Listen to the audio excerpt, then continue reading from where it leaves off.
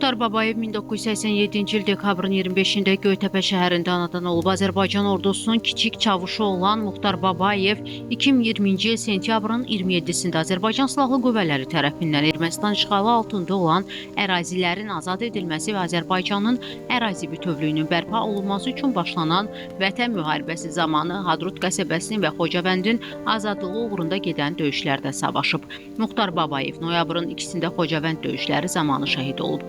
Azərbaycanın ərazi bütövlüyünün təmin edilməsi uğrunda döyüş əməliyyatlarına qatılan və hərbi hissə qarşısında qoyulmuş tapşırıqların icrası zamanı vəzifə borcunu şərəflə yerinə yetirdiyi üçün Azərbaycan Prezidenti İlham Əliyevin sərəncamlarına əsasən Muxtar Babayev ölümündən sonra vətən uğrunda cəsur döyüşçü Şuşanın azad olmasına görə, Xocavəndin azad olmasına görə, Cəbrayılın azad olmasına görə və igidliyə görə medalları ilə təltif edilib.